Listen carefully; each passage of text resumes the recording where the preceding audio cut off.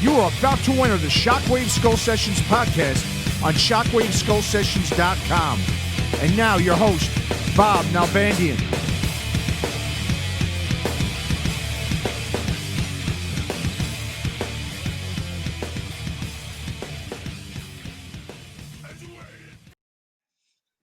Yeah, yes, that is true. You even got an honest thirsty spick. Did you type that on there? I typed that on there. Yeah. Oh, interesting. I didn't know you could do that. Or maybe I should have maybe typed the thirst miser. Yeah, well, thirsty spick is okay because your name is Spickle. That is why we call him correct. Thirsty Spickle or Thirsty Spick for short. Leonard Spickle, what is going on, my friend? Good evening, Bobo. Nice to be here and to be hanging out with you again. Good evening. We are doing a Shockwave Skull Sessions. I'm not quite sure what number this will be, but it is a short notice episode. It might just be. It might very well be. But I do appreciate you coming on such short notice. We're talking within an hour or so. Thank you, Robert. This is completely pre-planned, completely off the cuff, but something Leonard completely and I spoke not about. pre-planned. Yeah, true. We did talk about doing a podcast about the early Orange County rock and roll metal scene because Leonard was a big part of it. He was the guitarist for the band Eden in the mid to late 80s, a band that I was managing, and we had some pretty great times during that. And you also played with Animal, with Randy Piper, the Pipester. Great version of Animal, the original version of Animal. Back in, what was that, like 89? It was shortly after Eden. It was 1989. Right? Look at that, Pablo. 1989. Oh, there he is. There he is with the hair. You know, I'm going to go, as I mentioned. Yeah, take that beanie off. Let's see that. Because it's nice. With these headphones as well. You are a sexy beast, my brother. Well, you know, we gotta get that look-alike thing going, you know? Yeah. So here we are, man. Leonard Spickle. You look a little bit like the cross between that one actor and the football coach. Oh, don't say what's both his name? Very handsome man, so don't be discouraged. Ben, what was the guy that played Gandhi? Yes, Ben, whatever. Everyone says that. I've heard that many times. That retired football coach. I don't know who he coached, but you look like him too. John Madden. Exactly, perfect. I do. I get a lot of comparisons to John Madden. I don't believe retired. I think he's permanently retired now. Didn't he die? I think he's dead, isn't he? Yes, we should Google that. We have Google option here while we chat. He did die a few years ago. He did die? He was the best, man. I love that guy, man. He was the best ever. That was the best. That was when the Oakland Raiders were the shit, dude. That's right. Back in the John Raiders kicked some ass. He didn't give a fuck, that guy. Madden. So here's the Madden. Here's to Madden. This is the Anything Goes podcast. Again, no agenda whatsoever. We got a third person. Why don't you tell us about Andrew Banks? I picked him up hitchhiking on the way home tonight. Nice. Yeah, he bought me dinner. So hey, you want to do a podcast? Andrew Banks is a very good friend of mine. From after dinner, what happened after that? I wanted the full details, the full sexual details here. I don't know. He left with my dog. It was just a dinner date. Weird. Let's get Andrew into the mix. Is he here? I don't think he's. Oh, go ahead. I sent the invite. He just has to click on the link and jump. All right, cool. Andrew is a longtime promoter of heavy metal. Works with a bunch of different groups, and he'll tell you about it. You guys are gonna have a lot to talk about. He's an old school Orange County guy, right? No, he's actually from Texas. You ready to come in, Andrew? Yeah, sure. Come on in, brother. All right. Very well planned here. He's kind of old, so it might take him a little while to get in. All right. Yeah, man, how many hours do I have to do this? 6 hours minimum. This is the 666 show, so you have 6 hours, 6 minutes, and 6 seconds. Nice. Or we're sending you to heaven. That'll never happen. So Andrew must have been around during the early 80s, though, in Orange County, right? Use that. Fuck, Andrew's been around since the 40s. So did that work? All right. I don't know. Hang up the phone and then click on the link. Hang up the phone and click on the link. So we can see her pretty face. So until Andrew figures this thing out, which he may never do, what did we start talking about earlier? Before we got on the Madden love trail? The Madden love Man Love. Cycle. What were we talking about? You introduced me as Leonard Spickle. Did some cool Thirsty shit. Spickle, because you always like to have the beer in hand. So you are the thirsty one. You know, I was in your one of your documentaries. Yes. You've done so many, Bob. I can't even keep up anymore. But yes, you were in the LA Metal Scene Explodes. Yes, and that was a great video, by the way. That was a great documentary. Thank you for letting me be a part of that. It's pretty cool. That was great. You and Mike Stone, of course, we should say. Mike Stone was a vocalist of Eden. This was a second rendition of Eden. The first, of course, had the late great Mike Henry. And also the late, great Rick Scott Croco, who was also in the second rendition, along with Leonard Spickle. Mike Stone, who, of course, a lot of people know, he went on to play guitar for Queensryche and played with several other bands. Incredible. He was a vocalist in Eden. Incredible. A very good vocalist. I think, very incredible. And then, of course, awesome. Leonard Spickle, David Young, and Gary Winslow rounded out Eden. And we'll be talking about that. Let me add him to the stream. Why do we have a picture of your chair, Andrew? Oh, cool. So you do have a picture. Yeah. Hey, put your pants on, you whore. Yeah, how's that? There he is. Andrew, what are you at some weird sleazy hotel in downtown Escondido? Yes. Wow. Yeah, don't mind the plastic sheets, all right? All right. I'm worried about the stains on the sheets, not the plastic. Well, that's why I travel. Better a stain than a child support payment. That's right. We all used to be stains at one time. So, all right, can you adjust your camera there, Andrew? I think we lost Andrew. Oh, no, I'm here. He likes those bed sheets. Yeah. Can you hear me? He's focusing on those stains. You can hear me now, though, right? Yeah. Point the picture to you. Oh, there's that beautiful bed again. Jesus Christ. Yeah, I think you were right about him. Oh, there he is. All right. Jesus I just got to figure out how to. Be quite an episode. My ears are really warm right now. What is that? Why he's trying to ear that, figure this out. What's going on, Leonard? You are in Lake Elsinore. I am down at the lake house right now. The lake house. I do miss the lake house, man. I got to make that travel. Now he's completely off. What the hell? Come on down anytime. You're always welcome at the lake house. I know. I'm definitely you have your own room. Trip. I do, and I love it. We will do it. How are the dogs doing? There he is. Oh man, the dogs are awesome. Love the doggies. Cool. I miss Daisy and Daisy and Buck. Buck. How I always forget Buck? I don't know. I can't forget about Buck. I always think about when I come home from tour and then go to the backyard and have to pick up their dog shit. Yeah. You know. You think about me? I think about you. All right. Well, anyway, I think you guys actually met maybe at one of the award shows. Bob Nalbandian, Andrew Banks. Hey, Andrew, introduce yourself and tell us who you are or whatever the fuck you do. The heavy metal award shows. Pat, you are. What's your background, Andrew? You know, I've never taken the time to really think about who I am and what I do. And you're putting me on the spot. I'm really not prepared. And if I had to say one thing, it would be, I just think of Zakk Wylde's book where he made a statement about it. You know, the music industry is the only industry where underqualified people are making decisions about your future. So I probably represent that fact, you know, being self-demeaning to myself, but I've been lucky enough to be involved in the music industry without making any money for several years. Well, you and me both, my friend. Uncommon. So, yeah, I mean, you know, when you're underground, I mean, and then you're behind the scenes, I mean, it's a trial and tribulation for some of the artists that we so revere and love and listen to and support and do everything we can for them. And if they're not getting recognition, you know, the guys behind the scenes sure the hell aren't. And that's kind of what I've been doing since, 1979.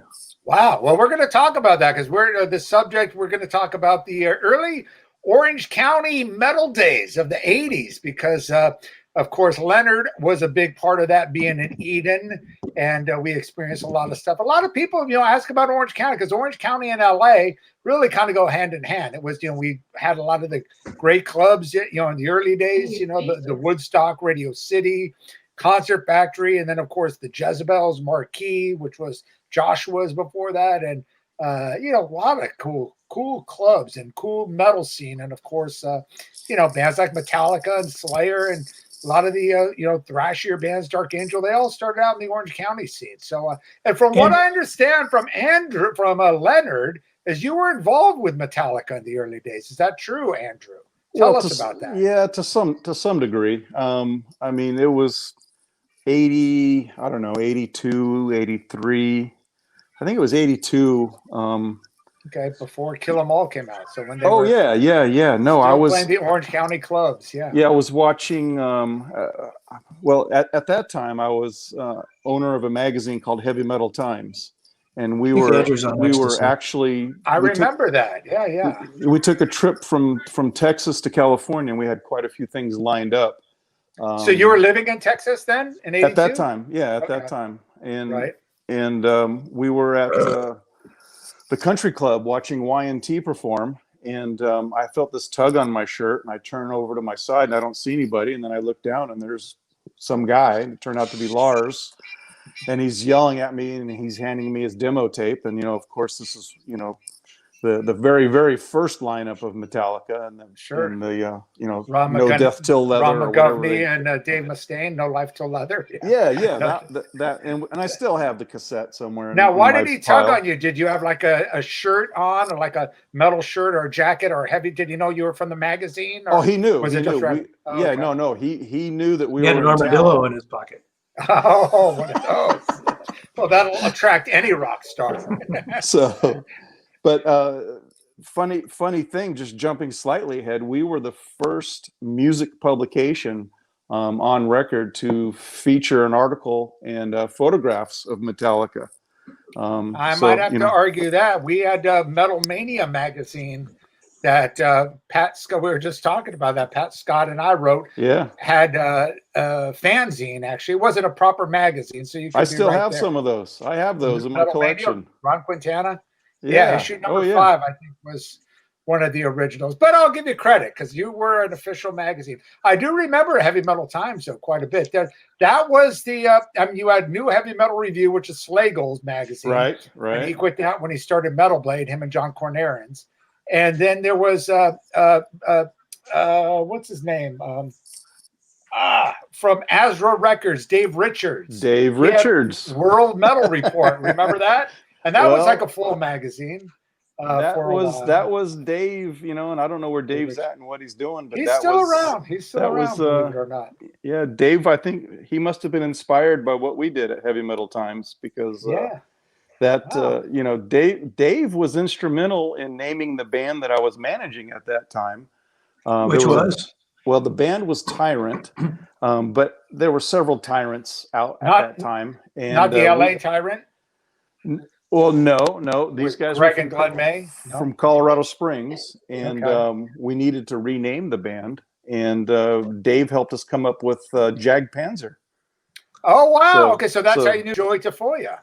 Oh, well, yeah. That's when I met Joey, was in Jag Panzer. And I've worked with Joey many years, so there's our connection there. I actually got Jag Panzer. I got them kind of back together with Joey, and I reformed the band when they got their deal with Century Media Records, and this would have been 98, and they got Harry back in the band, and they wanted kind of the original lineup with, of course, Mark and everyone, and we lost Bobo. Bobo's bouncing. Bobo, you're bouncing. Killer album. Your connection sucks. Yes, you can't hear a word you're saying. What's going on here? You froze up there, Bobo. I see. Oh, there you go. Well, something's going down. Yeah, we missed the last minute of your. All right, here we go. I'm back. There you go. Missed the last minute of your speech. We don't have you having trouble connecting. This is often. Oh, there you are. All right, go ahead. It's like a fucking Zoom meeting. Maybe it was. Maybe it was on my computer. But we're getting a little bit of a delay here. Fucked up. All right. So what were you saying there? Recording equipment, so we can do a podcast. No, man, it was just a real honor. I mean, it's bouncing real quick back to the country club. Lars says, "Hey, here's our cassette. Listen to it. Tell us what you think." And then, like the next day, we were over at Brian Slagle's house. At that time, he was living, at his mom's house. Woodland Hills. Yeah, Woodland Hills. We're hanging out in his We bedroom. had some great parties there. Dude, we probably hung out. I probably met you back then. I used to go to a lot of his parties that he had there. Well, we were out, we're Texas boys, and we were just out there for, like 2 or 3 weeks just to get some updated reporting and some articles and stories and photography for our next issue. And, so Brian was very, was very hospitable, and just everybody we came in contact with, Motley Crue was rehearsing for their New Year's Eve 1981 show at Santa Monica Civic. And we got to hang out with them for 4 or 5 days while they were rehearsing on Sunset Strip. And Malice played that show. Didn't Y&T open that show? No, I don't think they did. Okay. Maybe they did. I don't know, man. Yeah. We were bouncing around everywhere and just partying and, had a good time. Malice were a great band. Oh, yeah. Yeah. Jay Reynolds is still today a good friend. And Jay was Air awesome. Attack is one of my all-time favorite metal songs. And that whole first album is just killer, man. Oh, yeah. In the beginning.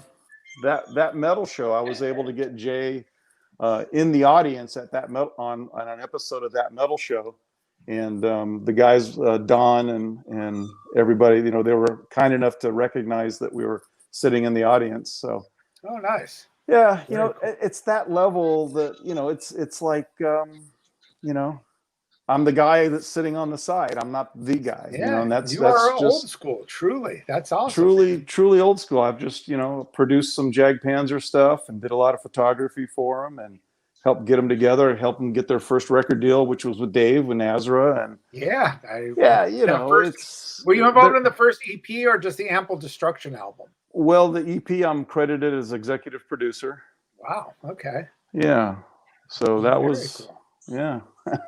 Interesting. I didn't know that. Lenny's just like, hey, I got my buddy Andrew that wants to come on, and he did some stuff with Metallica, and that guy Joey Tafoya that I'm like, bring him on. That's Well, so Andrew, who have you worked with? Who have you worked with like recently? Who are some of the bands and you've been active with? Well, the last show I did pre-COVID was a very, very unique show with one of my all-time favorite guitarists, Mike Keneally. And he's the band director of Zappa Act. Zappa, yeah. Well, he played with Frank Zappa, didn't he? Or he Dweezil, did. Yeah, Frank. Yeah, no, he did both. And I thought he was a drummer. No, he's a very very, very underrated, top tier abstract guitarist, and probably has the best ear of any musician that I've ever met in my life, where there's nothing out there that he doesn't know how to play or can't figure out how to play within just minutes, and is truly masterful, and a wonderful guy, and one of the most well-spoken and intelligent and well-versed and easy to get along with people in the world. I mean, I can't say enough good things about Mike Keneally. He toured recently with Joe Satriani and the guys from the Aristocrats. And then after that came to an end, he was the band director for Zappa's hologram show. And and the hologram show was kind of put on hiatus. And on the West Coast, they did a few dates without the hologram. And Scott Tunis on bass and Ray Brown and on vocals and guitar. I mean, all the original band members that at one time or another played with Zappa really did a heartfelt and true. They all played it. They all know the music. They just come to the table. What's that? I said, did Steve Vai play on that tour? No, unfortunately he didn't. Last time I saw Steve was with Lenny when he accepted the award with Joe and another one of my favorite guitarists, founding member of Megadeth. So. Oh, Chris Poland, of course. Yeah, Chris. Did you know? Chris is amazing, He's dude. great. Chris is super underrated. Cool and amazing. Nicest guy and such an underrated guitar player. And, he's the kind of guy you can just pick up the phone and call right now and go, "Hey, Chris, what's up?" And he'll talk to you. He's true. Very laid back. Yeah. But absolutely. God, if you ever listen to any of his jazz fusion and rock fusion instrumental guitar, It'll like Ohm. It'll just blow your mind. I've got some of those albums and those solo songs. I've seen them live at the Baked Potato a few times. Yeah. Mine, yeah. Oh yeah. Yeah. Great band. All right. Well, Leonard, what have you been up to lately? What's going on the Snoo camp? I know you're. I know there's not much going because Snoo basically is a live band, playing live all the time. There ain't shit going on. But you guys writing anything or doing anything, or is the band still around? Or I guess, yeah. We haven't done much. Everything's shut down. Obviously, you can't get out and play or tour or do anything. So, I guess we're on a small break. There you go. Yeah, as everyone is. A small, well-deserved break from one another. Yeah, but you did the put out last the thing new. we did the Hard Rock Hellfest in Wales. What was that, like 2 years now, right? Has it been 2 years? That's been about 2 years. I think. I think that's the last tour we did was the UK tour with Saxon and Shanker and I don't know, 10 million other bands you never heard of. But it was fun, yeah. So nothing going on with Snoo. But you have a new record out, or fairly new, released in the last year. It's a couple years old still. Yeah, it's probably okay. 2.5 years. Yeah, since that's been out. It's actually did pretty good. We got Love the horns, Lenny. Love the horns. Yeah. Independent Album of the Year. We got I don't remember, 2 years ago, I guess. Whenever the record came out, it's a great album. It's a great band. It's sad we can't get out and play, but what are you gonna do? Wait till all this shit flips over. We'll get out and rock and roll. In the meantime, Curtis will just continue singing in his car. That is correct. You can watch the Curtis Car Show. Well, very cool. So when did you move to LA, Orange County? So I assume when you met Brian Slagle and Lars together, did they already have the first Metal Massacre record out? Because that came out. No. Okay, so it was at a point where they were shopping, and we actually had Heavy Metal Times. We were in the process of putting a compilation album together. Wow. And of course, we didn't know how to keep things tight vested and secrets and this and that. And, we're just talking, and everybody in the metal family's in the metal family. Well, Dave Richards got excited and started a magazine, and Brian got excited and started a record label. And, we just faded away into Nowheresville, man. Yeah. Yeah. Well, that was. Well, you went on and became a DJ in Dallas or somewhere, right? Andy? Well, yeah. KNON Radio in Dallas. I had the midnight to 4 a.m. shift, and we did that. Did you do was it part of Z Rock, or was that pre Z Rock? No, that was pre Z Rock, and that was a corporate radio station. But in Dallas, we had Q102 and KZEW, yeah, so that was, it was pretty cool, man. I think I lent Lenny a tape from 1986 after I'd been on the air for a couple of years, and right on, man. Yeah, I said, "Hey, Lenny, listen to this on the way home," and he had no idea what it was. So it was good. Right. So how do you guys know each other? I think I dated one of his family members or something. Yeah, we share the same ancestral tree somewhere. Interesting. Wow. I guess you ask a dumb question, you get a dumb answer. We met at the what's that called? When you get off the freeway at the road stop, whatever. It's a rest stop. Oh, that's right. We met at the rest stop. Yeah.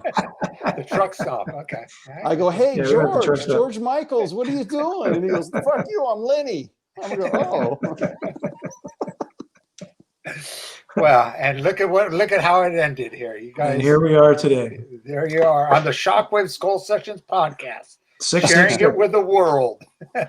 So this is interesting. So tell me a little bit more about what happened with Lars, because this is really historic. So you were promoted some shows or some stuff too, right? In the early Metallica shows, or we're going to? Yeah. Actually, Ziegler Productions in Dallas we've been in contact with them because they promoted some Boss Tweed shows, and that was another band that was that the LA band Boss Tweed?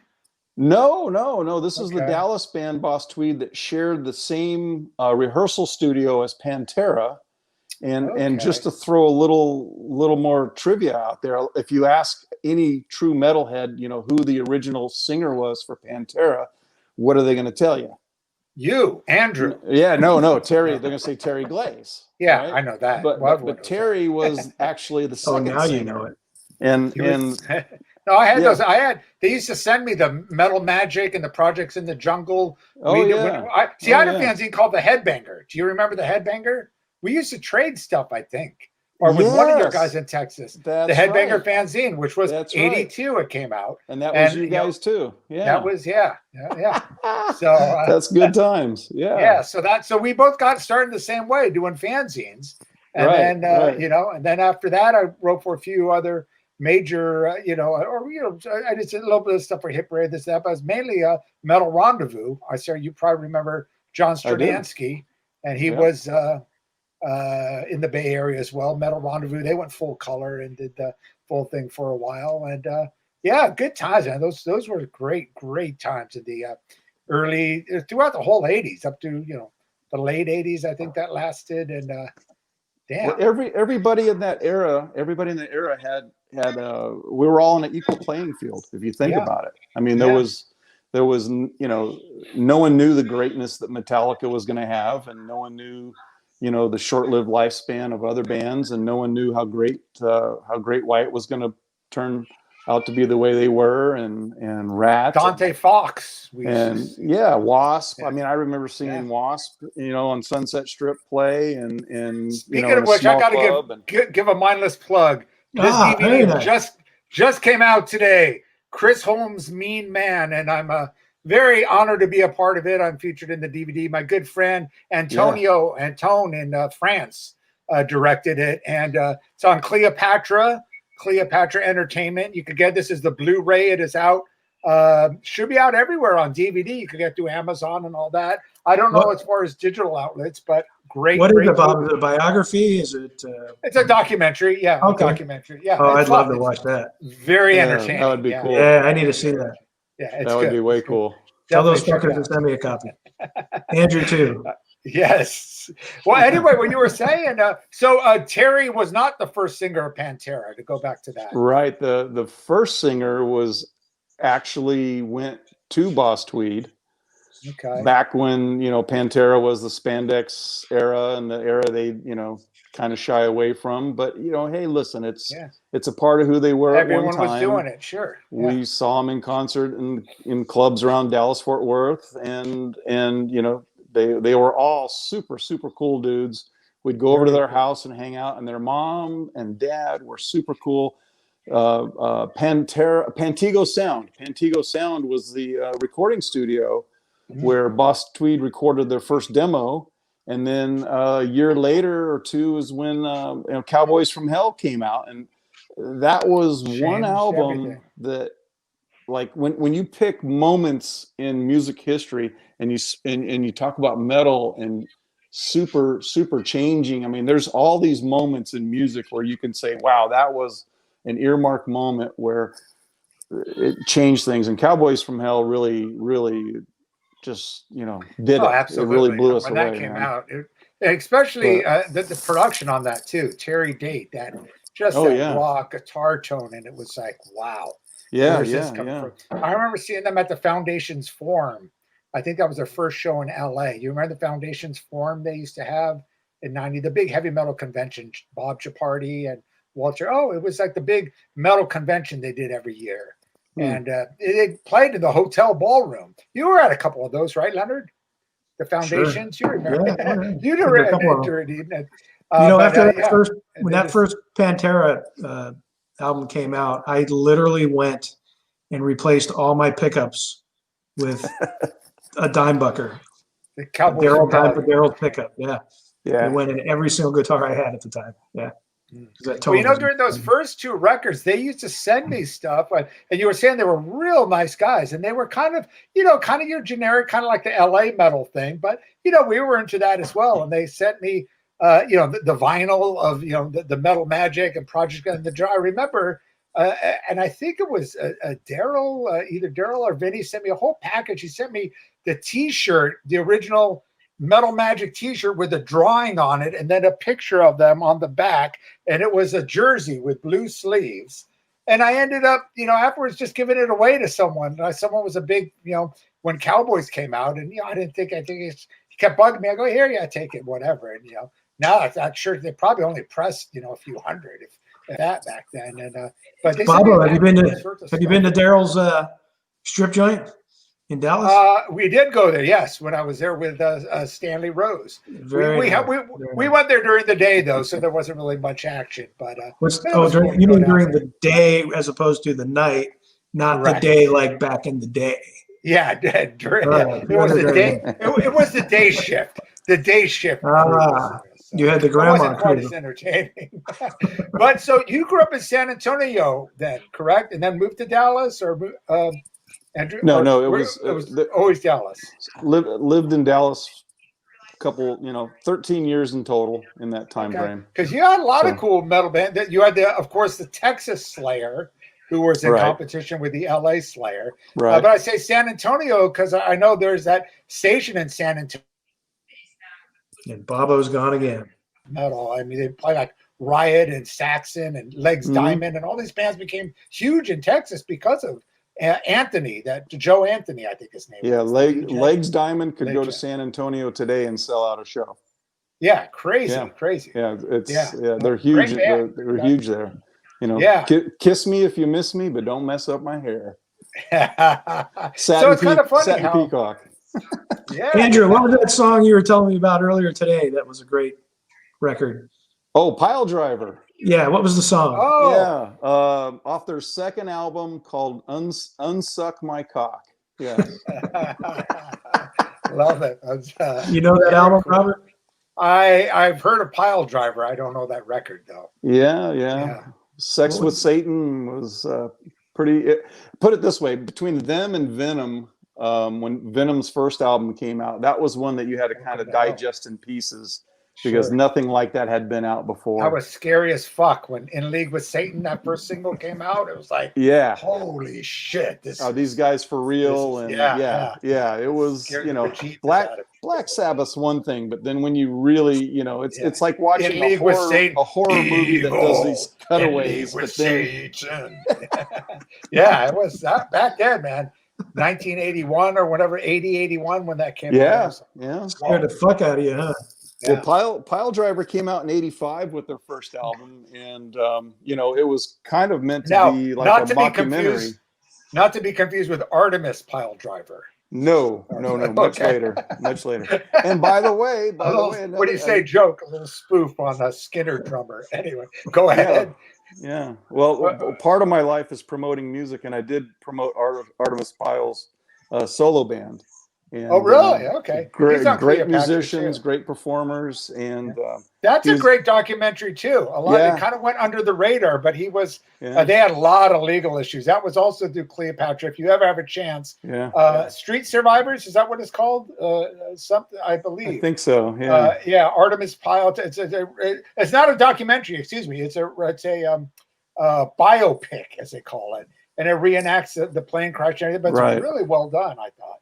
Well, when you hear him talk about it in person, and he's gracious enough with his time to speak to an independent local promoter about that era, and you're hearing firsthand, legends of rock and talking to you firsthand about what happened, and it gives you chills and makes gives you goosebumps and makes the hair on the back of your neck rise. It does. One of the many places Bob has hair. Yes. That's why I said the back of the neck. I'm sure he's got a lot of body hair on there that we don't want to see. I do indeed. What was that, Don? That was Don. Want to know if we're talking about Bob's hairy back? I think just for fun, Bob, you should stand up and show us your back. Just one time.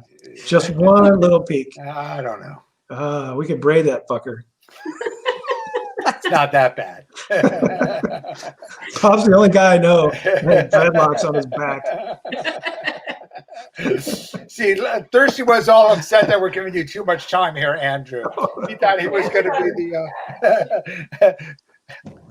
be the main attraction But I'm Lenny's, sorry, Andrew's yeah. just more interesting than you. Totally. I mean, go. No, not at all. Not at all. Lenny, I'm I'm so- fascinated. I am fascinated by it. We got to go back to the whole Lars thing. So you and Lars, Yeah. Back to Lars. some back to shows Lars. and promote some shows in Dallas. And this Well, it is was- before they were really a band, or they just got together with, of course, with Ron McGovney and Dave Mustaine. And of Well, course, that James and Lars. that was in '81 when we were at the country club, and he wanted me to listen to his tape, and then of course I called him and we talked about putting them on our compilation album, and other things happened and we never got around to doing it, and then we thought, hey, we'd do a what do you call a flexi disc, in one of the issues. Right. And you always bounce ideas around, and you're always limited by time and money, as we all are in everything we do.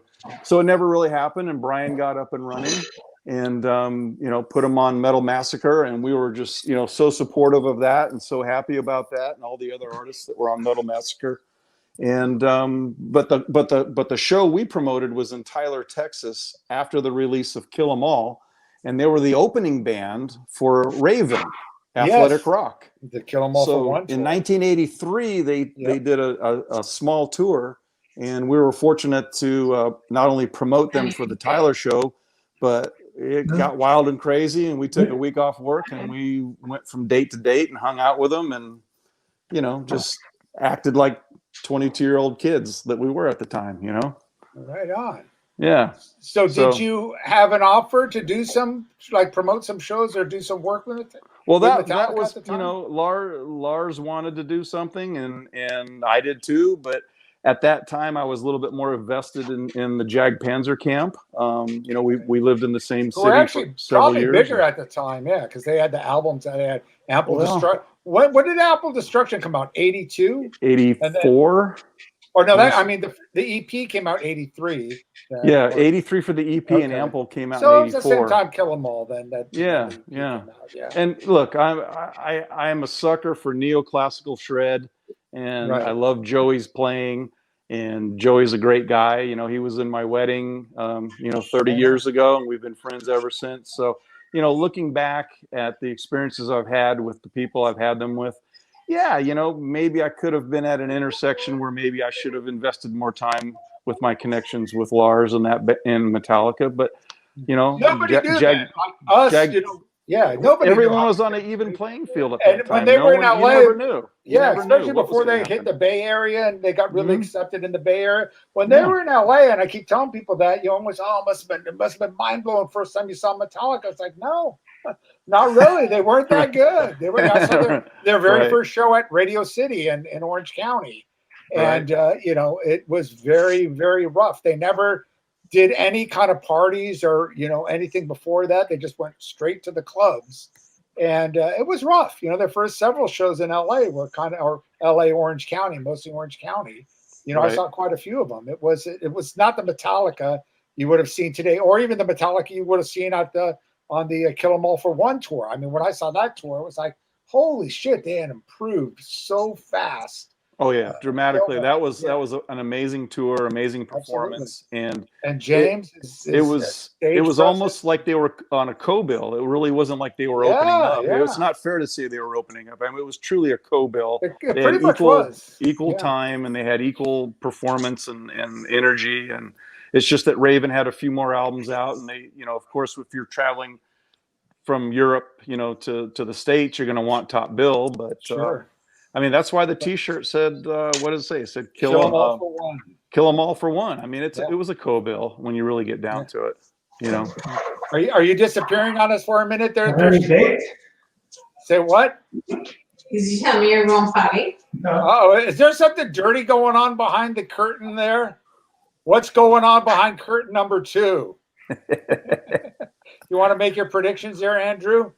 I've seen it before. What are you doing, Don? Don, talk so we know your mouth isn't full. Whoops, that'll get us banned. That'll get us banned from YouTube. Don, are you there? Lettered. Anyway, Andrew, go ahead, continue. Well, listen, maybe I'm taking too much of the spotlight. No, he's already off. He's off camera, so yeah, it's all you. Yeah, I'm a behind the scenes kind of guy, you know. So Yeah. after Metallica, you started working with Jag Panzer, Yeah. and of course they did those 2 records with Azra, and then and they never really toured, did they? Did they? I don't remember them coming to LA much. No, There's I Leonard. brought him down from Denver for a show, and I want to say in '86 that we did for muscular dystrophy. But I mean, back in that era, you had to have major label support, and you had to be on a tour, or you had to be the opening band or the third in line to bounce. And they weren't on a major label, so they weren't going to get the support. And Well, they should have. I'm sure they got some offers or some interest, because Jag Panzer is an independent band in the early '80s. They had a huge underground following all over Europe and all the zines all over the States. They were, one of the major featured bands. Yeah, no doubt. College radio, yeah. Ample Destruction, just the songwriting and the performance on Ample Destruction, still today, it holds water, man. It's a timeless metal production piece. was a little rough, but it was all that we could afford, man. Yeah. But the musicianship was, phenomenal. Stellar. Harry's voice is just amazing. Yeah. He was named. We nicknamed him the Tyrant. Oh, so is that where the band Tyrant came from? Well, Harry? see, originally a lot of people don't know the backstory is that they were originally called Tyrant, and Larry had he had a tattoo on his arm that said Tyrant. Right. And so we renamed the band Jag Panzer with Dave Azra's help, and Mark's the leader of the band, and of course they talk about it, they get the band name, and then Harry goes, "But dude, I've got this Tyrant tattoo on my arm." And I said, "Well, leave it on there, dude, and now that's your name. You're Harry the Tyrant Conklin." And there was a silence, and it was like, "Oh, hell yeah, that sounds great." So just Don, would you shut up back there? You're making too much Bob noise. said, "Shut the fuck up! You're too loud." Well, Leonard, Where's my pot pie? get Leonard his pot pie. Let's go back to you, Leonard Spickle. Is that two separate things? Pot and pie is what you're eating? Well, he's Not if you do it right. He's eating one of the two, I'll tell you that. And it ain't pie. It was sweet cherry pie, I'm baby. gonna eat some pie. He's got some edibles going in his system there. So, Leonard. Yeah, I'm totally baked right now. Completely baked. Are you? Oh, I'm like hallucinating.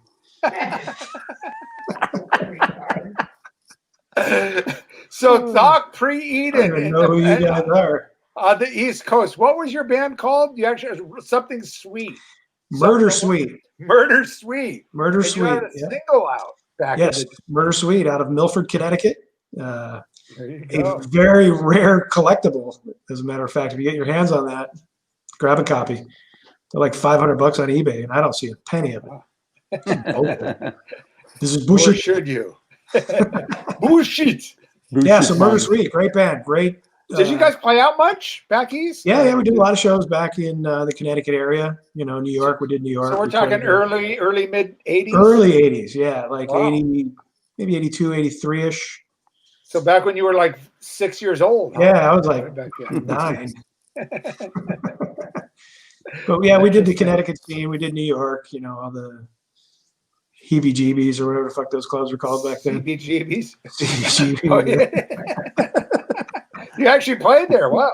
Yeah, Lemore's. Remember Lemore's? Of course. Yeah. Yeah. We did all that shit, and then then I decided to, that cold fucking snow, hell, freezing temperature was no longer for me.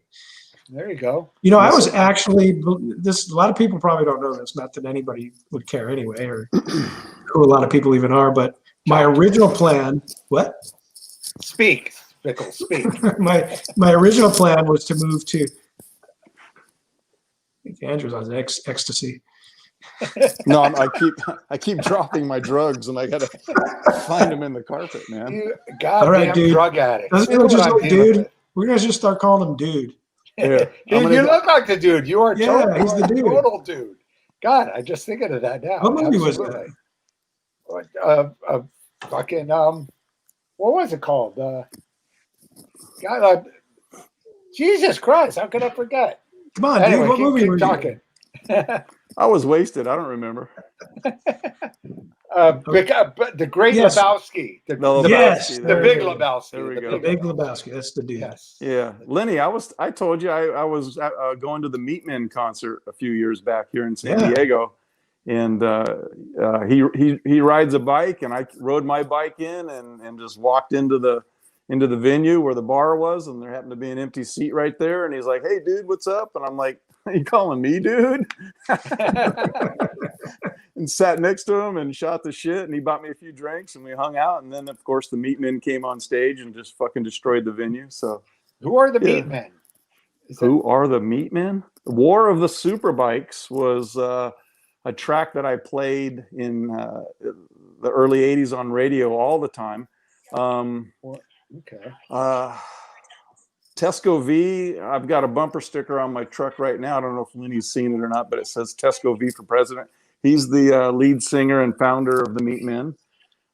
They're kind of they worship the band Venom and ABBA, and they're a punk rock, hardcore, hard rock band.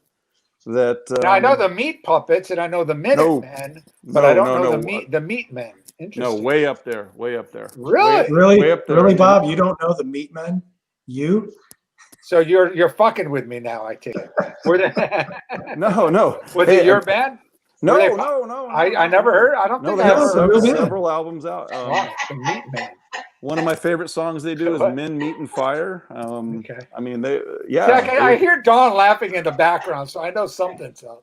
well, listen to War of the watching her. listen to War of the Superbikes, and they've got a little Okay. Fucking comment about housewife Rob Right. Halford in or there. So. something. No, I'm watching TikTok. She's watching TikTok. Oh, Jesus. The Real Housewives from Tell her to Compton. get a goddamn life. Where the fuck's my sandwich? God damn it. Would you get a chicken pot pie, damn it? Yeah. Make yourself useful. Yeah, do something, woman. Jesus. Rub my feet. Check out the Meatmen, man. Just All trust right, I me. will. Check out The the Meatmen. Meatmen. Where are they from? War of the Superbikes. I want to say they're Okay. from like Ohio or somewhere The Meatmen. in the Midwest, somewhere in the Midwest. Or That would you make know. sense. Yeah. Yeah, That would yeah, make but sense. I wasn't they- big on they punk. were- I knew all the Orange County and local punk bands. I grew up in Huntington, and I remember all my friends I grew up with. Who Leonard knows, Patrick Famous Normal, T. all those guys, Baby Steve. They were all Famous old T. school punk. So they used to go to the Cuckoo's Nest, and we'd go to the old Metal Arc. I'd go see.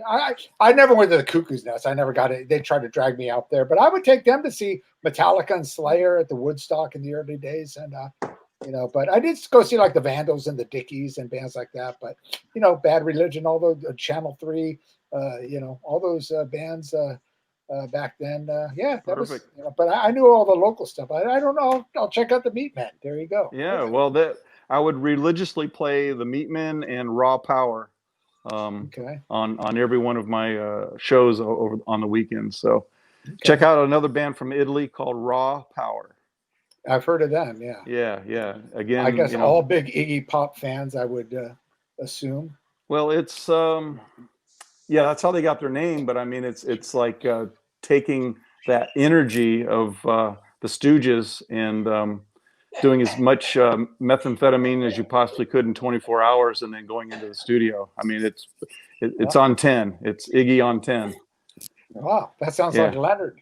Or going to Mex and eating as much X-Lax as you can. Oh, Mex. I do remember. Well, let's Mex. talk about the early OC scene. What you remember about that Thirsty One?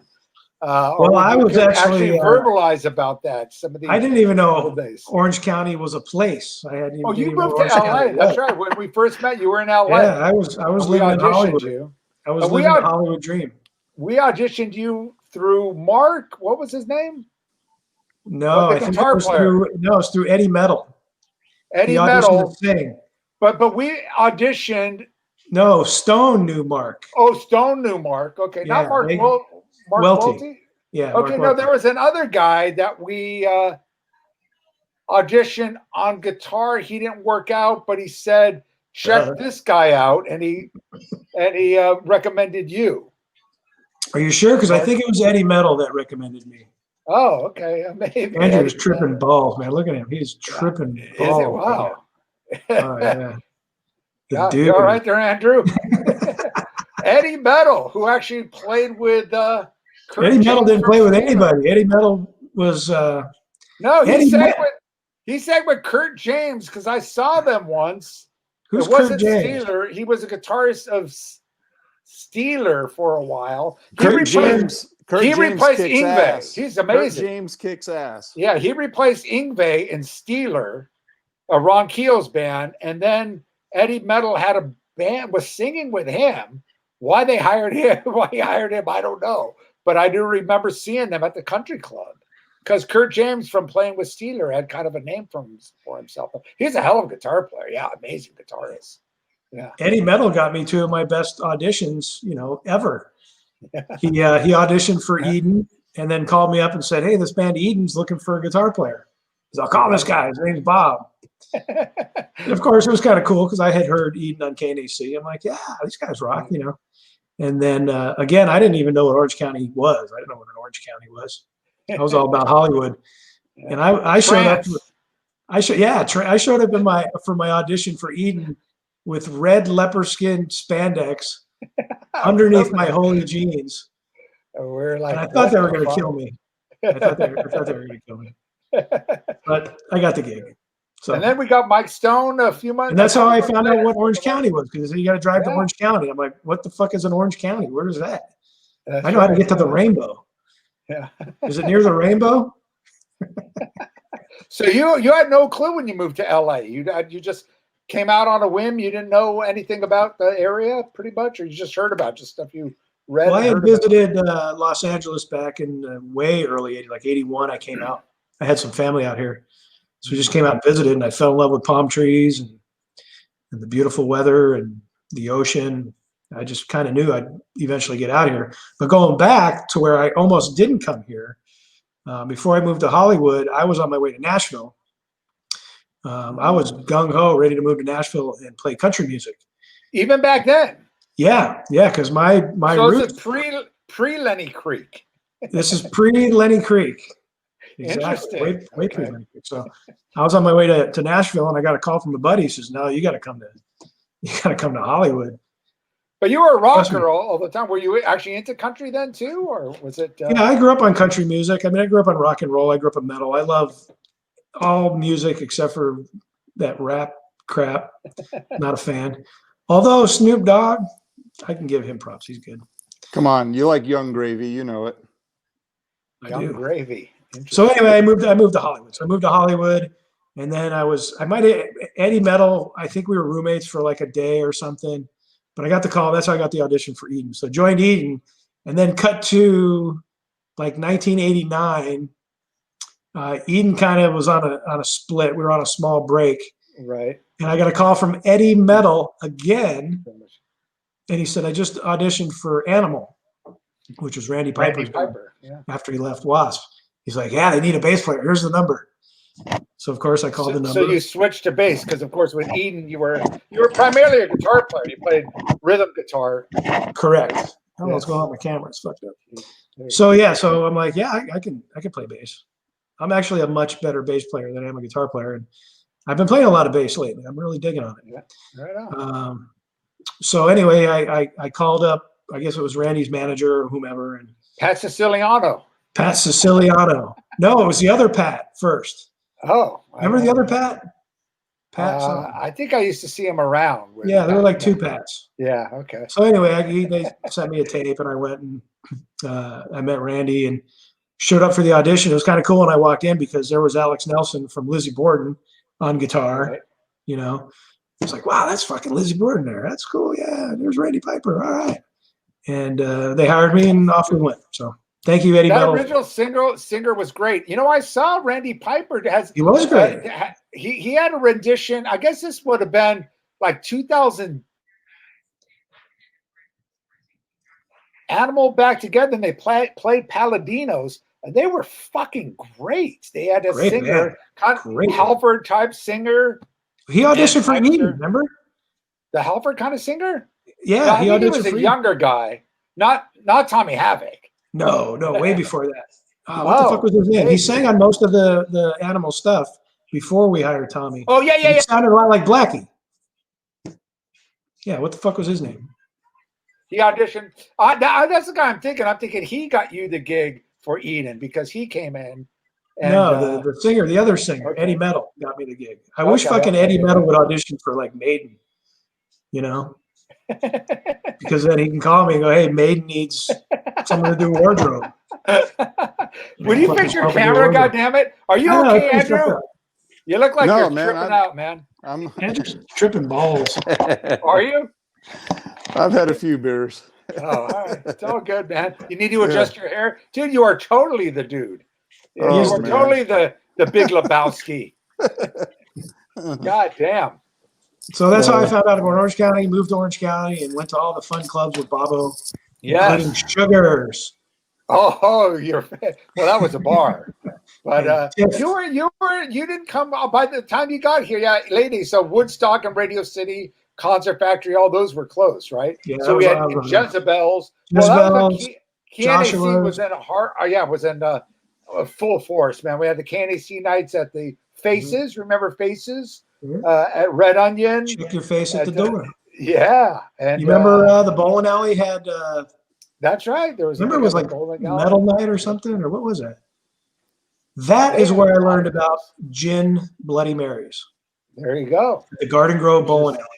Oh, was that like a KNAC night? They did. Yeah, remember they had KNAC night like Friday nights. They had KNAC nights everywhere at Oscars or whatever. Or on Crave, they had so I think it was Red Onions. I think it was Stone and I were sitting at the bar like after the third or fourth week of KNAC night, and the Bloody Marys were like the best we've ever had ever. Even better than at the Acacia Room. They're pretty good at the Acacia Room. Yes, close. So I asked that was a happy hour place, the Acacia Room. We'll get to that story next. But I asked the barmaid lady, I don't know what you're supposed to call them today, bartender, whatever. The chick behind the bar. Bar hoe. The bar hoe. I said, why are your bloodies so much better than everyone else's? She said, I use gin. There you go. That was so it. Remember that. I never went back. Bloody Marys. Gin Bloody Mary, you will not be disappointed. In fact, when we met with our good friend Doris at the Lake Elsinore Casino, we requested Gin Bloody Marys, and I do agree. In Len we trust. Tasty, yes. I am a gin man. I do love the gin and the Tanqueray and tonic. I can't drink many gin though. It doesn't like me. I have a two drink gin. I like it because it's light. It's a good. It's a light buzz. Oh yeah, absolutely. Yeah, it's fun. Well, you can tell by Andrew. You must have had. He's had a fifth of gin. Alcohol is alcohol. What are you drinking tonight, Andrew? A few very dark, high alcohol content stouts. Interesting. All right. Yes. And a big fat Bob Marley doob. Yeah, a couple of edibles, and I think we're good to go. I know, I'm baked. I took mine like an Dawn doesn't even where she's at right now. She thinks we're on a cruise ship. She thinks we're in a movie right now. Oh man. So, dude, remember the parties, of course, at the studio, the Eden studio. We did toward the end. We had those killer parties, and we did. Armored Saint played. Armored Saint did a show there. MX Machine did a couple shows. MX Machine, what a great band! Oh man, remember I told you the story about how I first discovered Armored Saint? I had just moved to. It was just when I moved to California, and I was actually living in Hawthorne of all places, and there was some. That's where I grew up in Hawthorne, dude. Yeah, right there, 120th and Hawthorne. I was 132nd Street in Hawthorne Boulevard. My friend, my homie. Goddamn right. Don't fuck with me. It's my hood. There you go. See, we're the real old school Hawthorne people. Go ahead there, Thirsty One. Talk about. So I ended up going to this concert on the beach, and this band came on that absolutely blew my mind. Never heard of it. On the beach? I think it was on the beach or some park somewhere. I don't know. It was a long time ago. Not the one in Cerritos. It's the one that had the side gate. Remember we talked, and I went up to the gate right on the side of the. Might have been Cerritos. Yeah. Was that where Dave Pritchard's amp got caught on fire? Sure. You would remember that. That but anyway, I'm watching this band, and I was just absolutely floored. And it was Armored Saint. I'd never heard of them, saw them, and I was in awe. It was a cool experience for me. Was Lenny, was that pre-costume era? I think so. It was probably 1985-ish. Yeah, they were there. That was after March of the Saints. So it was great.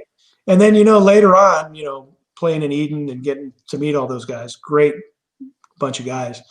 Their new album's amazing, man. When I met Dave Pritchard, he was one of the nicest cats I've ever met. And I was a little starstruck. I didn't, I was fresh off the farm from the East Coast and kind of thrown in with a lot of different people and musicians, and just a normal guy and just really cool. Yeah, Dave was a cool cat, man. Yeah, Dave was a good dude. Yeah, as all the guys were. I'm not taking anything from anybody else, but it just really stood out to me as a guitar player, who had just joined Eden. He had a great stage presence. He was a rock star. Totally. Yeah, here's this icon. Looks so cool. Yeah. Yeah, here's this icon, Dave Pritchard, the guitar player for Saint, and we're hanging out having a beer, and we went out for a cheeseburger or something, or to a strip joint. Cheeseburger or strip joint. I can't remember. So Andrew, talk about some of the Texas bands. Of course, there's Rigor Mortis, which was actually just before Pantera. I remember Rigor Mortis. They signed to Capitol, and they were supposed to have a big buzz. They didn't really take off or anything, but they were Texas. Were they Dallas or they were Dallas, right? Oh yeah. And of course the Texas Slayer. We'll talk about the scene in Texas and Dallas. Some of the bands. Well, it was. You pretty much nailed them all right there. You had. You had. All three of them. Pantera, Boss Tweed, and Hellstar, right? Hellstar. Oh, were they Texas? Yeah, James Rivera, I got to tell you, man, he's one of the most underrated vocalists in metal, and a super nice guy. But they're out of San Antonio. Okay, yeah. And they just released a new single 4 or 5 days ago that really kills. Right on. So he's great output, and I'm trying to remember what his name was on the first album. But interesting story on that when I talked to James, because I've promoted Hellstar several times, and then also his other project, which is Judas Bloody Judas. Have you heard of that band? No. It's all Dio era. Tribute? Yeah, it's a Priest tribute and a Black Sabbath tribute, and he does all the Dio era. So he's kind of like the Bloody Sabbath was Ozzy era. Why you should have called it Judas Mob Rules Judas or something. Well, doesn't roll off the tongue. Stupid joke. All right, go ahead. But on the first album, he didn't put his real name as James Rivera on the first Hellstar album. If you look on the back on the credits, and you look at the vocalist, and it's a very Anglo-sounding name, and it escapes me right now. I'll have to go pull the record out, but hold on a second. Stay right there. Let me wait. Look at that. Kind of a look-alike there. He's another Big Lebowski kind of guy. Yeah, a little bit. Huh? Andrew and Chris Holmes. Any relationship there? Huh? I'm just separated at birth. There you go. All right, continue there, Andrew. But yeah, interesting story. I talked to James about that, and he said, "Hey, there was just this stigma at that time that I was Hispanic, and I didn't want to have any negative connotations attached to the album." And I'm standing there, just listening to him, come clean and tell me all this, and my mind is blown that. He felt that was important at that time to help get the band some success. Well, interesting enough, the first Armored Saint EP, Phil Sandoval went by Phil Sands, and Gonzo just went by Gonzo. So they didn't want it to be, Right. I guess too Hispanic, but a lot of people use different names. Weren't you going to go by Spicoli, or what was your real name there, Thirsty Spickle, or your Italian name? Madonna. Madonna. It was not Spicoli. Jeff Spicoli, or was it Spicoli? Just Spizzelli. Spizzelli. Yeah. Is that true? That is true. It's okay. And you weren't thinking about going by that. And of course, Rick Croco I think I did. Going by Rick Scott. In one magazine, it did say Lenny Spickle or something, so Spinzelli or something. I don't know, something fucked up. But I remember Rick, we changed. I think a lot of people do it for simplicity. They want that kind of rock star name. Yeah. He went by Rick Scott on the album, his middle name. Who wants to be known as Leonard Spickle? You do, of course. You do. That's a kick-ass name, Spickle. It's because it rhymes with pickle. It is. And nickel. Spickle. Suck my spickle. Suck my spickle. If you look real close to the name and you just move the S over, it's Lenny's Pickle. There you go. All right. We're about almost an hour. No, we are an hour in already. I don't even know. You gotta be somewhere, Bobo. We're just getting started. No. We're an hour and 5 minutes in. You guys want to take a piss break? I suppose you might need to, or just take one of you guys do it so we can continue. Do you need to get another beer, Bobo? I could, but I don't know how to pause this thing. So I don't know if we could actually do the pause. I'd have to end the broadcast and restart it, and I don't want to make things more complicated.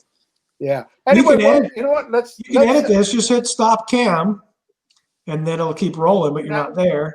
We can all take a shit. Go take your piss if you need to, or go puke, or do whatever you have to do. Oh, go show your face, Donster. There she is. Now this girl, just so you know, she was one of the original Crave Sisters. A lot of people have been inquiring about the Crave Sisters. People are talking about the Crave Sisters. Made very famous by August Red Moon. Although staked on the first Red Moon EP, one of the originals, hardcore. We're talking old school. The drums of war. I love Drums of War. That was their most recent record. That was a good record. My God. Yeah, it's like a throwback to the new wave of British heavy metal. Yes, it was. It's an excellent album. Drums of War is an excellent album. Yeah, that whole album is great. We're talking about the last August Red Moon album. Yeah. Really good album. And now I disappeared again on this. Why do I keep, or is that just my computer? We see it. Yeah, great album. That was The Reformation of August Red Moon. Drums of War. If you want to check it out, you could get it on what else besides Bandcamp and Amazon. Is that Lisa? Where's Lisa? Highly recommended. Bring out the Lisa. Break out the Kraken. She's making it doing Well, listen, I think we're going to go ahead and end this up unless there's anything else interesting you guys want to say. We didn't really talk about. Well, we were going to talk about the Orange County. So you want to talk more? Let's talk some more. All right. We got a whole nother hour ahead of us. Well, we can actually go. We can actually go as long as we want, as long as people are entertained. There you go. Just got to take a piss. Go take your piss. I'll talk to Andrew. He's more interesting anyway. Go piss. I know. See, how'd you make yourself disappear like that? Stop cam. Yeah. Leave. Stop cam. Yeah, maybe. Anyway, Andrew. Yep, there it goes. Yeah, that works. You just hit stop cam, huh? Okay. Yeah, that's it. It works. Wow. See, I'm learning. I'm still learning how to work this thing. So, talk a little bit. So, how long did your relationship with Metallica go? After the Kill 'Em All for One tour, after Raven. Yeah, that was pretty much it, and they were off and running, and I went in my own direction, and that's just a small. Panzer, obviously. Oh yeah, absolutely. I mean, those guys are my homies, and they. Now, were you still living in Texas during this time in the early '80s, or when did you move to LA or Orange County? Always bouncing between Denver, Dallas, and Southern California, and just I'd have to get a timeline put together. It all kind of runs together after all these years, but right on. Yeah, so very cool. Yeah, dude, I'm sure we ran into each other, especially if you were hanging out with Slagle, and then back then those old country club shows, Oz Records. Remember the record store you worked at? I never made it there. I mean, like I say, we were here in LA for 3 weeks during that time. So yeah, never made it there. But Brian was way cool, and even recently, years can go by without talking to somebody, and you pick up the phone and you give someone a ring, and in this community, everybody is just really supportive and responsive, and Brian's always been great. Brian's a fan. I mean, he might be like this, he's a record total fan. mogul, Yeah. but we've had him on the podcast several times. Well, Brian, we put together a Metal Massacre tour of the West Coast. Did. Wow. And I called Brian and I said, Brian, hey, it just happens that all these bands were putting together to do a run on the West Coast, Bitch and a few others, Malice, and it just happens they're all Metal Blade. Can we promote it with posters and make T-shirts using Metal Blade? And he's like, yeah, no problem. I mean, there was like no hurdles to jump. And what year was this? 80? No, this was 2000. Recent. Okay. Oh yeah, 2000. Okay. When Malice got back to Jay was Jay back in the band then? Yeah. Oh yeah. Yeah. Was this before? This is before Mick had passed then, huh? Mick Zane. Correct. Right. Yeah, because I saw them. They did a show with Heretic. Was that part of it? That was the Metal Massacre tour. Maybe Bitch was on that bill too. I don't recall. Yeah. Maybe, you know what? I think I saw them at a really cool Orange County club.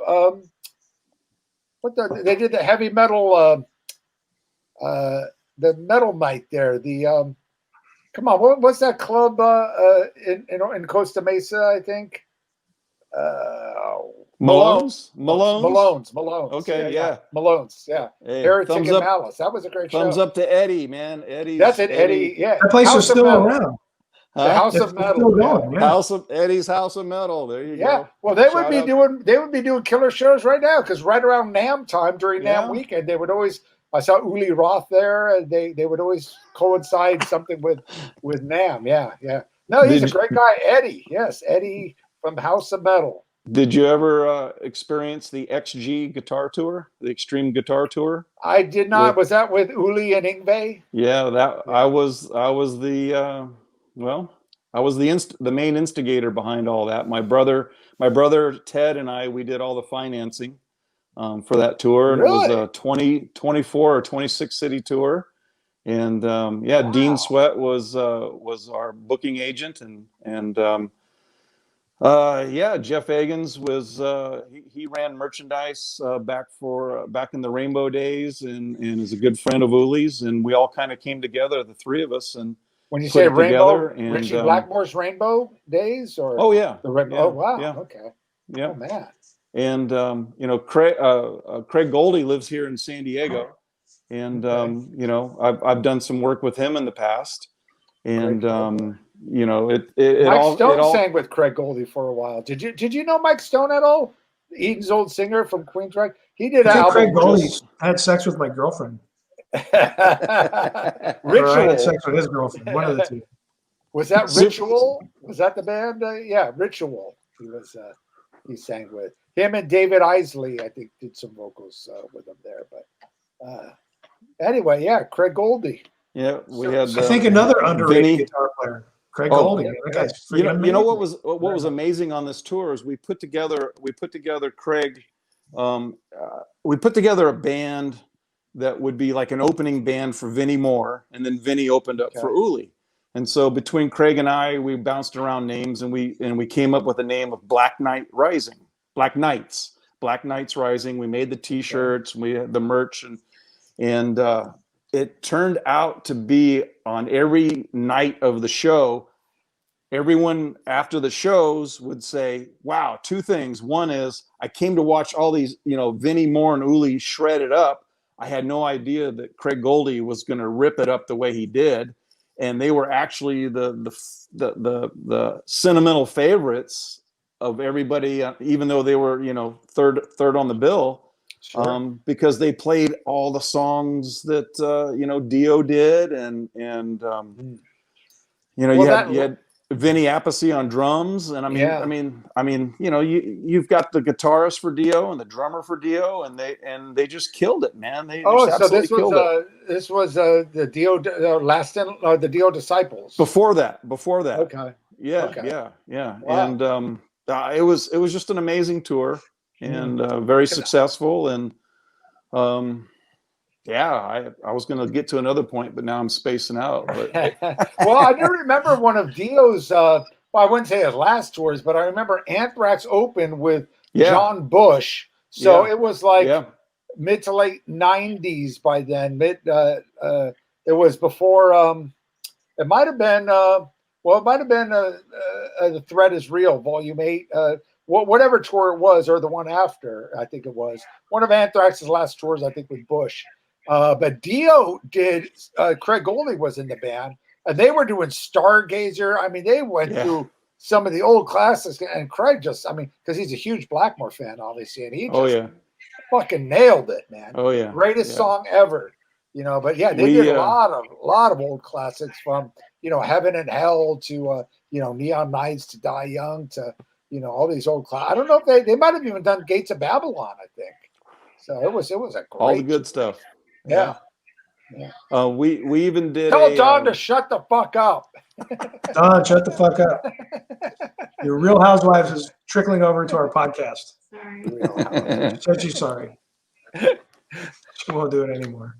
You gotta slap her around sometimes. Yeah, she's making me toast.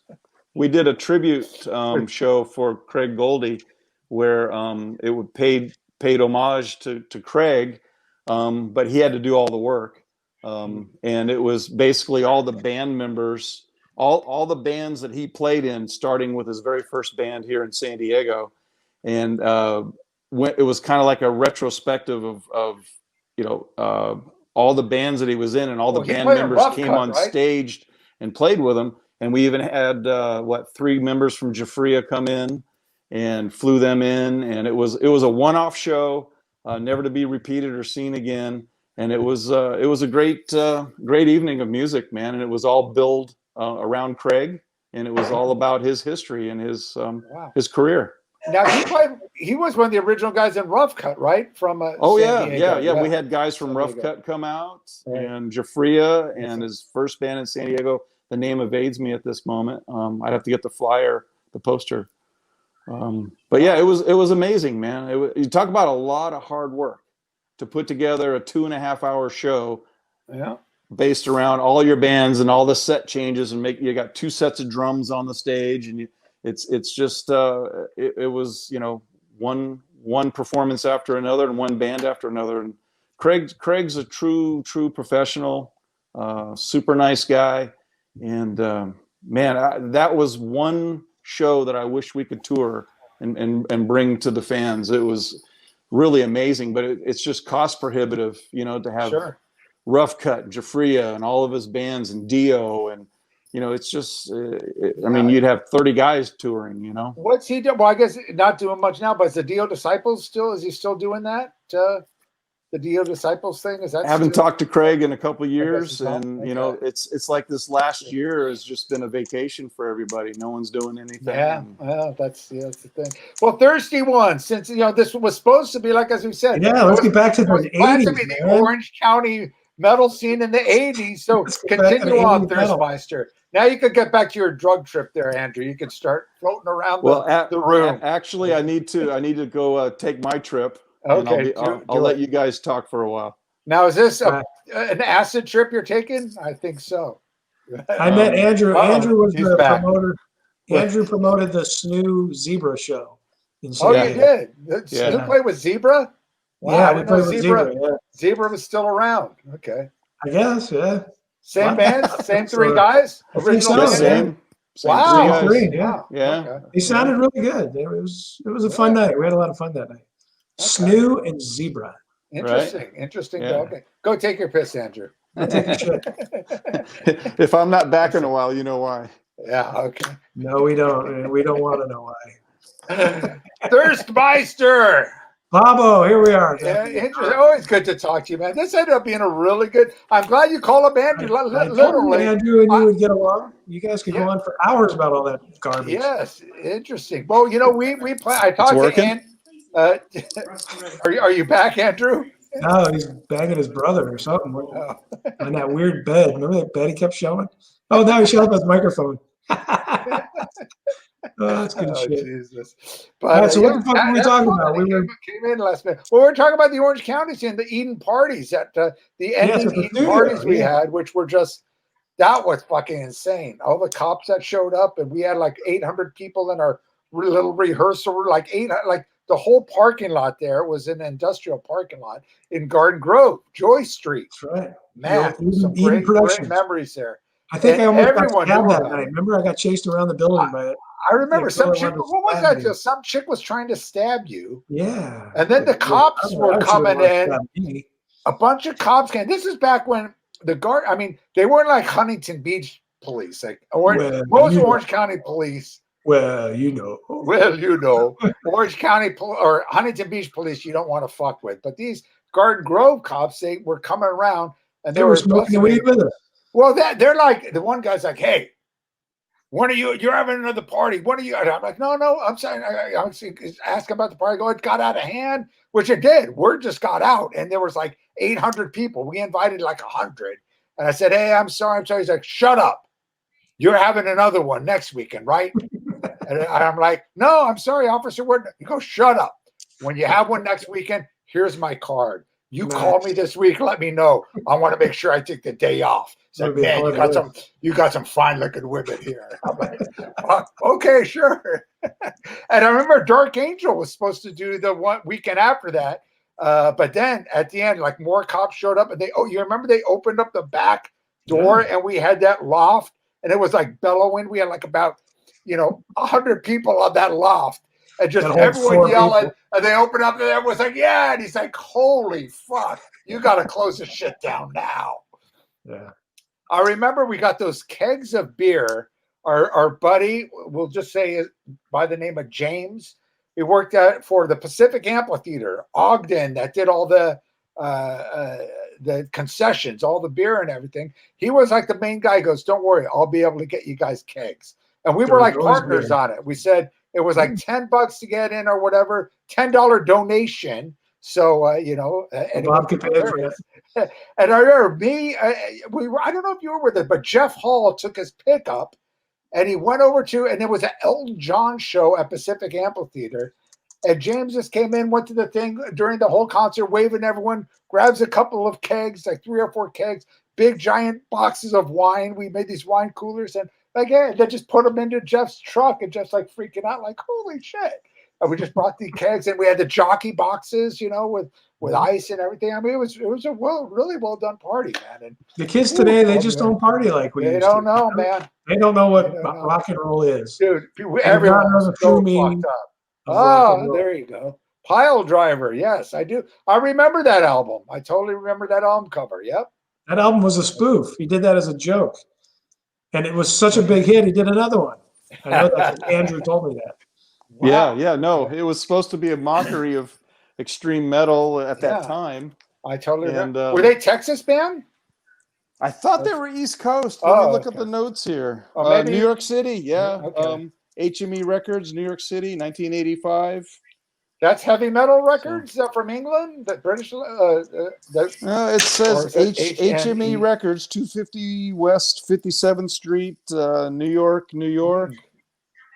Okay. Yeah, I thought they were an East Coast band. Nice. All right. What year was that? Early 80s, mid 80s? This came out in 85. Okay. And it was so well received by all the metalheads. And do another one. And he's like, man, this was supposed to be just a one-off spoof on metal. And he did one in 86 and a few after that. This is a great album, man. I love it. Yes, speak. Not to what? You first. What? You talking to me? You talking to me? You talking to me? No, you said Bob. Talking to me? Yeah, you said something about something. I was going to say the best after parties were after the Eden concert after parties at the studio. The what after parties? After an Eden show, we go back to the studio. Oh, at the studio. Parties. Yeah. Yeah. Those. You want to talk about a good time? That was some crazy times then. Absolutely. We had our own studio for those that don't know. It was like a 1,500 square foot studio in industrial area, Garden Grove. And it was like back then, anything goes. We had all the neighbors there had industrial shops and they would all come join us after. And it was like, and I think that party was the only time the cops actually came. And it was literally because we went to that 7-Eleven around the corner and on those side streets, there was like a traffic jam on Garden Grove hard, and then the side streets. It was crazy. Well, what the hell's going on with Andrew? I pulled a stinky pair of pantyhose out of the couch. Jeez, in the lot. blast. I Are think you all Rick- right, Andrew? Are you alive? I think I am Rick right was- here, man. All right. What I the think hell is Rick- the beast? Here's another great album from 1985. The Beast has arrived. Okay, we're gonna go through your whole record collection now, Andrew. Absolutely, dude. This one here's got a Better song play some called ABBA. McDonald's Man, and it's the lyrics go something like, "I got shot in the back for a Big Mac attack," and it's a song about the massacre at McDonald's here in I San remember Diego. that. Yeah. Okay. San Diego band, huh? The Beast. No, I think these guys are East Coast also. Okay. Honey, you make me a cocktail. Something with vodka. Isn't that great? Look at the Dawnster, always here to help. She's a good woman. She's gonna Can you make me a vodka. cocktail too? Can you make me a Bloody Mary with gin? Yeah, Send it over here.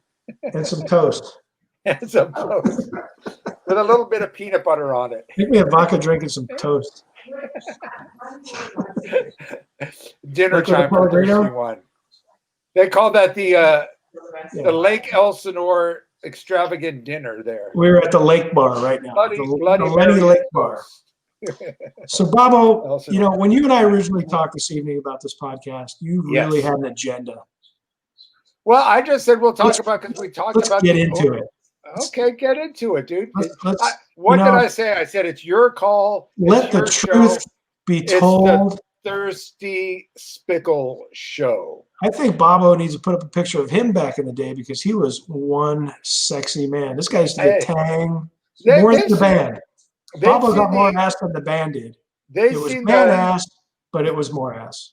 they've seen the mullet pictures, and I think Leonard was definitely the womanizer of Eden. Well, between you and Rick, it was pretty close. I had the game. I had nothing, but Leonard Spickle Yeah, this. was quite that's the fine. womanizer. No, they're on the left side of the fridge. Yeah, Dawn didn't hear that, did okay. she? You want me to treat it nice? No, Oh, Dawn knows all about your past, Leonard, right, Dawn? sure. She can't hear with the headphones. What were we talking about? What happened? Nothing at all. What were you saying, Andrew? I can't top that. I don't know what we were No, we're talking talking about. about some of those crazy times. You know what was a We got- great we got show? some- Was that Roxy show? You know what? I should throw that on YouTube, or if someone put that up on YouTube. We got that on DVD. That last Eden and Eden Odin. show with the Roxy. Yeah, Eden and Odin. Eden and Odin. Yeah, That was a great I show. watched the other day. Parts of it. I was like, "Fuck, that was a kick-ass show." And Show the rocked. other one was the year reunion at Jezebel's. Remember that? I That don't was remember a that. drunken mess. Oh, you were. I don't remember that. I saw the video, so I know I was there. but I remember that chick. What was the shot girl from Jezebel's? Nikki. Which one? She was like throwing you around like a rag doll or something because you kept interrupting her birthday song. You guys were all singing "Happy Birthday." I Remember think I that? brought a date to that show, and then something happened backstage without the date. Well, that was another And thing. then there where was the some after girl party. Was trying to. And then there was a yeah, mattress involved that flew across the room. I do remember that. Seen We the had mattress. the hotel in on Chapman, one of the Hilton Suites or something. But I do remember it was a Johnny Schultz who did Jezebel's. He was notorious, and God bless you, Johnny. I know he passed away a few years ago. It was the Schultz family that ran that place. And he would always have like 6 bands on the bill and have all these opening bands. And Eden was a big band. He supposedly, they said there was almost as many people as when Metallica and Metal Church did a show. It was like overpacked. Eden had broke up. It was a year reunion with you. And Rick didn't play that. So Mike Stone was. No, Mike Stone sang and played guitar. Yeah, Mike Stone sang and played guitar. And I just remember that he said, Tom Mastery was the DJ there. This is when they had a lot live DJs there, and she was great. And God bless Tom as well. He had passed away. She was announcing the show, and she goes, "Bob, it's already almost 1:00 in the morning. They had like 5 bands before us. People are getting antsy, yelling Eden and getting pissed." She goes, they're doing Joe booked a fashion show." Remember that? Yeah. And we're like, what the fuck? And we're seeing all these guys, and it was one of those Hollywood hair things, and they all had hair out to here. It was some kind of a local Hollywood, like what were those Hollywood Sluts or one of those stores? They were doing a fashion. I said, you got to be fucking kidding. And we didn't care. The band broke it. This was a year reunion. And of course, the band's getting all pissed at me. Dude, you got to say something, dude. You got to say, it's like, what? I never said anything. I didn't give a fuck. No, you did, but the I other was guy. watching the fashion and show. And then I said, let me do something. So I spoke with Ton, and Ton Mastery was the fucking coolest. So I said, look, this is what you're going to do. So, and she goes, okay, this sounds like a gangster. So me and Jeff Hall, I arranged with him.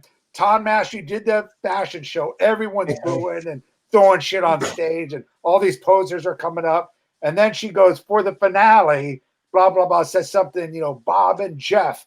And we came out in our underwear, going around like this and acting like we're, fucking each other. And the crowd just roars, comes to the uproar. And all the people at the fashion show got so pissed. I don't know if they even got paid that day. And of course, Johnny was kind of pissed, but he was. Was that the same show?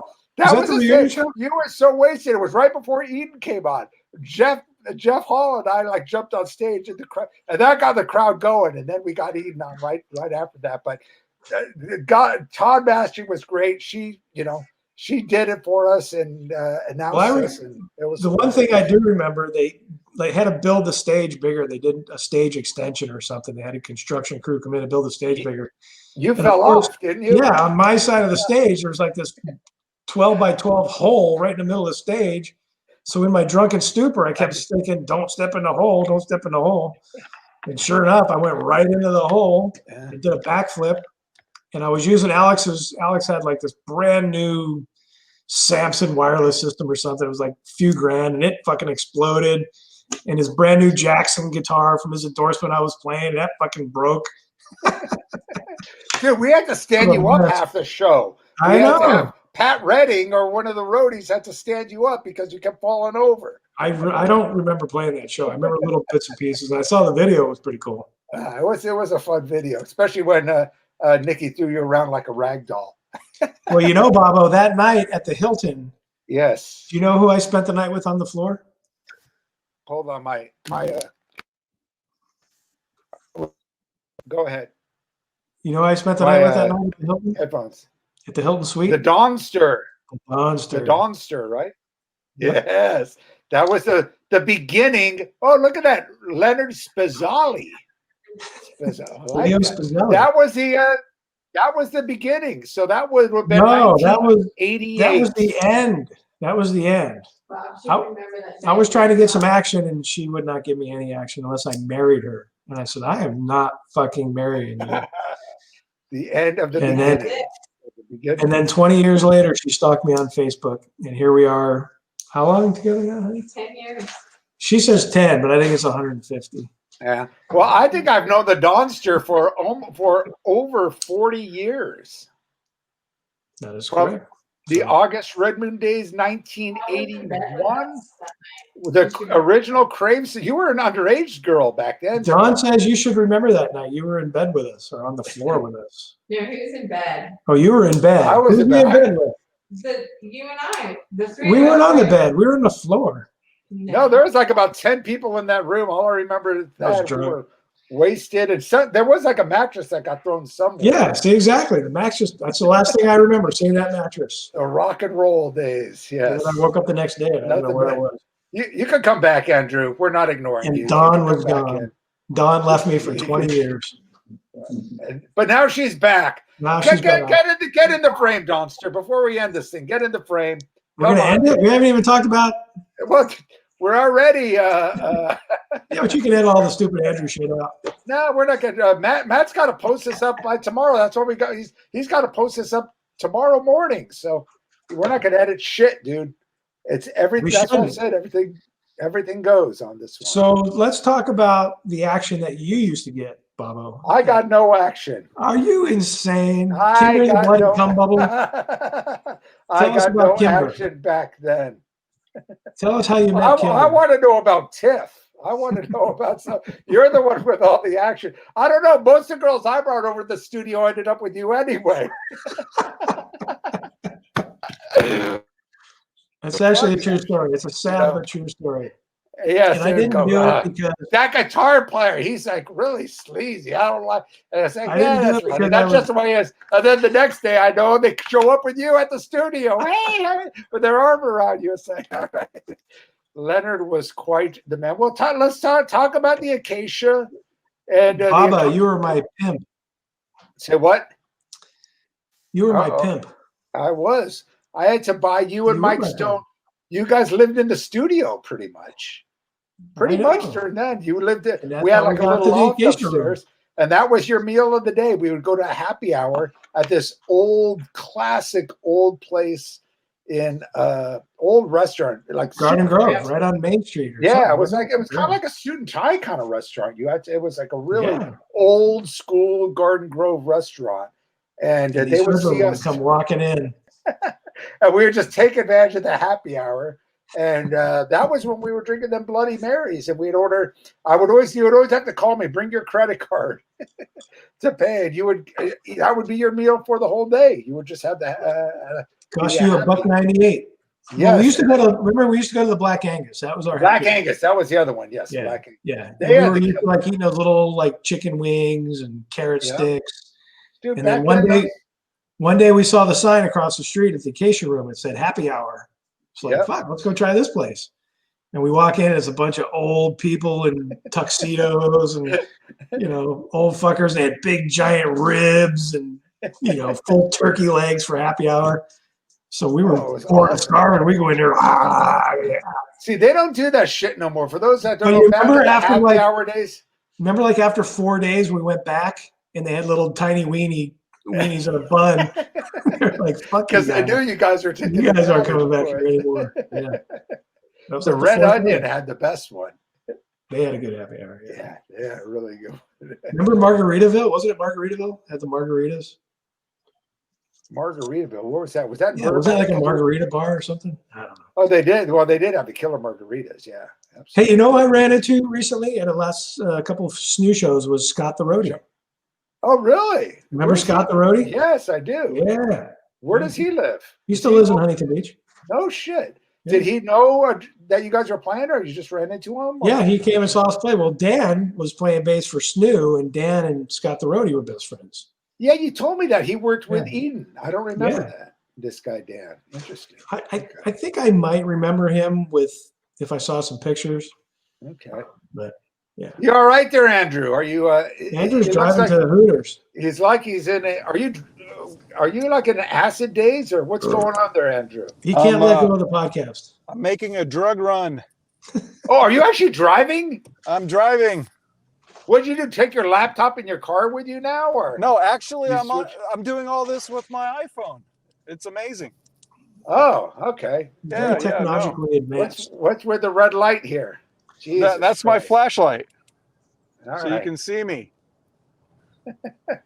This is getting you. So, what were some of your favorite highlights, Bobo, from back in the Orange County days? Oh shit, dude! Let's hear Bobo's perspective from those Eden days. We're always listening to all our horse shit. Like, what was your? Well, there were the times when you and Bobo's memories lived in Burbank. That was we had some great parties there, the after parties in Burbank. But considering this is Orange County, I do remember Faces. Some of the crazy shit, being drunk as fuck, going to Faces. And I remember always Mike Stone, when he joined the band, he was only 19. Remember? He always wanted to go to the club. Dude, not going to be able to get in. It's 21 and over. Don't worry, I'll get it. We'll figure something out. I go, no. They won't allow you. And all the clubs, they'd go, hey, you're not 21. So we had him a stack of flyers and said, "You're a flyer in the parking lot while we go in and party." And I remember we went to John Stransky was with us. We were in the studio doing the Eden demo. Yes, we were recording the second Eden record. Yes. Well, it was actually a demo tape. It ended up with The Real Me and Lost in the Race and Satisfaction Guaranteed. And we were in the studio at Studio Orange, and there was a club. What was that strip club there? It's on Harbor. The Mustang. The Mustang, yes. I thought you were going to say the Chi-Chi Girls. But no, the Mustang. And that closed probably shortly after. But we went there with Stransky, and of course Stone couldn't get in. He got all pissed off, and he's like, dude, give me the keys to your car. I go, dude, don't drive off with it. He goes, no, I just want to listen to music. You guys are going to be in there a while. I go, no, don't worry. We'll only be in there for an hour. He's like, bullshit, man. Give me the keys. So I gave him the keys. And I said, hey, by the way, there's a stack of flyers in the trunk. Flyer the parking lot. That's the night you fuckers left me there. Well, they left all of us. He left all of us there. He took off in our car and went back. And of course, we came out a couple hours later. And it's like, no Mike Stone. And, we didn't have cell phones or anything back then. And so we actually ended up finding a ride from some guy that was some guy that was at the club. I think I had a date that night. That's how I got home. Yeah.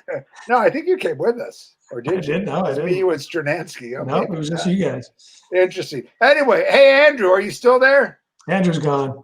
All right, listen, we're going to end this thing. We're already an hour and a half in. All right, Bobo. Bobo. 40 minutes in, but it was fun. It was last word, Bobo, from the 80's Orange County. What did you take from it? Dude, those were good times that will never, ever be repeated.